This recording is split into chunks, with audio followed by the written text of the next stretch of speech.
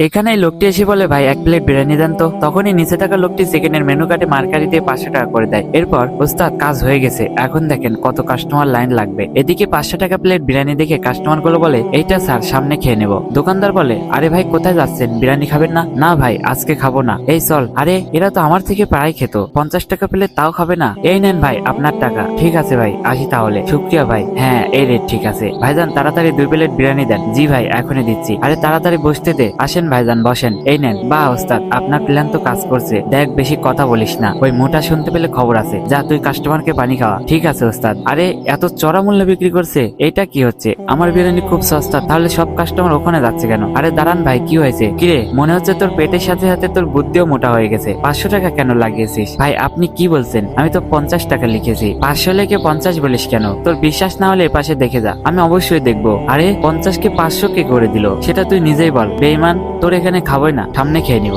ভাই এই marker pen আপনার নাকি? জি ভাই আমার। কেন কোনো সমস্যা? এই মার্কার আমার দোকানের সামনে পড়েছিল, আমার মনে হচ্ছে বিরিয়ানি রেট তুই পাল্টে দিয়েছিস। আমারে কি পাগল কুত্তা কামড়েছে? তুই আমাকে সন্দেহ করিস? আরে তোরা দেখছিস কি? মার বেঈমানকে।